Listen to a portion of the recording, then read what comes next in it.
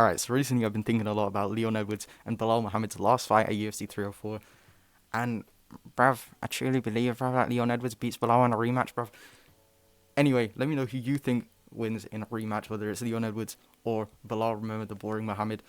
Anyway, while you're down there, I'd appreciate if you could like and subscribe. We're close to 280 subs, so that's pretty huge. But anyway, I have like 3 reasons. And number one, I think it's pretty obvious. Leon is he's doing the welterweight GOAT story. Like, he's doing the welterweight GOAT career mode right now. He's following GSP's path. And, yeah, like, it's very obvious. Okay, step one, lose to a guy who was almost welterweight GOAT. Alright, for GSP, it was Matt Hughes. For Leon Edwards, it was Kamaru Usman. Okay, Osman. Alright. Step two, beat that guy for the belt by a head kick. I'm just saying, like, there is very similar stories here. And then, on top of all of that, you need to lose to a guy you were supposed to win easily. Alright, for Leon, it was Belal. For GSP, it was Matt Serra. And then, step four, you need to beat that guy to regain the belt, okay? Leon Edwards has not done that yet. He's still on step three. GSP did complete step four, and then he went on to have a successful career. I'm just saying, tell me that's not the exact same story. Okay, they're both in the same career mode, like in WWE, I forgot it was called. Road to WrestleMania. That's what Leon Edwards is doing right now. So I'm just saying, Leon Edwards, all he has to do is beat Belal. Alright, one more time, and then he'll become the welterweight GOAT. I'm just saying, okay. Anyway, part two, reason two, why I think Leon could beat Belal is in the second fight that they just had. Leon was just kind of he was just kind of sleepy, he was kind of EP. I can't blame him. Okay, they made the times at 6 a.m. in the morning UK time, and a lot of people saying Belal had to get used to it too. No, he didn't. He lives in America, so he would have been already used to that time. Leon Edwards had to have a sleep thing and whatever. And I'm guessing it just didn't work. You hired the worst sleep instructor ever. But, Tom Aspinall, he wasn't tired. He managed to get the knockout in the first round. Also, that's Tom Aspinall. It's heavyweight. It's completely different. Leon Edwards, he was just kind of tired. You can't blame him. So, yeah, I just don't think Leon was obviously at his best at UFC 304. That was like kind of a Israel Adesanya, Sean Strickland type performance. And, I don't know. A lot of people aren't really talking about it because it's kind of a dumb excuse, but, I think that actually could be a reason. I'm not saying it is. I was just joking, but, no, like, the third reason, this is why I actually think Leon Edwards could beat Belal in a rematch, and the first reason is, you look at their first fight. So look at Leon Edwards' first fight with Belal. When Leon was on the front foot and he was moving forward and he wasn't on the back foot, he was having success against Belal. He was having good moments. He was winning that fight very easily. Nearly dropped him with a head kick, I believe. But, in the second fight, he was on the back foot the whole time. I don't really know why. Again, Belal, he doesn't really have power. He doesn't have good boxing. He doesn't really have anything. All right, he's not really a danger in any area. Like, no hate to Belal. But yeah, anyway. So, Leon seemed to have, like, underestimated Belal, I guess. I don't really know what was going on there. He kind of wasn't really taking Belal seriously. Like, in that fight, he had, like, no heart, okay? Zero heart, absolutely nothing. I don't know what was going on. He just resigned to being on the back foot and just let it happen. He just kind of quit. After the first round, he kind of quit. It was kind of obvious. He was just fine being on the back foot, walking backwards, which made it very, very easy. Shout out to Belal for that game plan, because that was a very smart game plan. Putting Belal on the back foot made it very easy to just get the takedowns against the fence. Opposed to the first fight, when Leon was in the front, alright, Leon was putting Belal on the back foot, he was having way more success. And it wasn't even just the first fight, it was also the second fight. In the fifth round, if you go to the fifth round, for the first, minute, his coach comes in, Leon, bruv, Leon, do you want me to throw in the towel, bruv? And then Leon, shut the fuck up, bruv, shut the fuck up, I don't even know what I'm doing.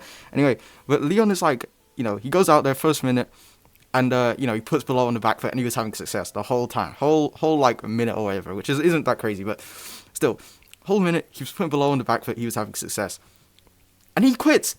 After 1 minute, he just gives up, and he resigns back to the back foot, and then it's over. And then that's just what happens. He's completely fine with being on the back foot, gets taken down again. And then, he gets taken down. And what does he do? He reverses the position. Gets to that point where he's throwing down the elbows. He's throwing down the elbows at Belal. Cut him open bad. Really, really hurt him, Almost came close to finishing the fight. Leon did that a lot. He reversed Belal a lot, and every time he was in a dominant position, in comparison to Belal, who had his back for 20 minutes, almost zero damage, zero submission attempts, it's like, bro, like Leon is just, I think he's way more dangerous on the ground than Belal. I think that's pretty obvious. I think Belal's game plan obviously is just to hold you there. That's kind of why people don't really like him that much. But you know, his game plan is just to hold you on the ground and just basically do nothing for like a whole 25 minutes. And that's what he did to Leon. He didn't hurt him at all.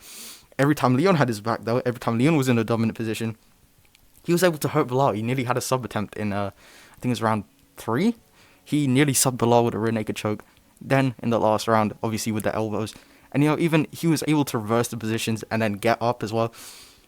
It's like, but he gave up. He gave up in that fight so many times. It's like if he just kept trying, he would have been able to keep getting up and keep going, and you know, probably would have won the fight if he actually tried. If I'm being honest, but still, Leon gave up. He just had zero heart in that fight. I don't know what's going on there, but yeah, that's kind of why. I guess I really didn't know what to upload today, to be honest, because yeah, I don't know. Like UFC's kind of in a drought right now. Like there's literally nothing going on. Also, I hope you guys like the pink shiesty. This is our first video with it. I thought it was pretty funny. But it's kind of annoying. Like, bro, I nearly died midway through the video when I had to cut it. I nearly died, and also just keeps coming up. But anyway, another thing I just want to mention is the Shavkat and Belal thing. So Shavkat recently talked about how Belal is kind of inactive and he doesn't really wanna fight Shavkat. When it's just kind of stupid. It's kind of stupid for him to say that, obviously. But the thing is, a lot of people are getting angry at Shavkat. It was Belal who said that he wanted to fight Shavkat in December, but then said he wouldn't be ready to, because of the injuries from the Leon fight. And that's fair, but you know, again, it is Belal that said that. So, you know, people are getting mad at Shavkat saying he's inactive. Yeah, but Belal said he was going to fight Shavkat in December, so that's why he's saying it. I believe that's why he's brought it up. Anyway, Belal also said he wants to see Shavkat versus Usman for #1 contender. Now, I don't know if Belal is stupid. Okay, you know, I like.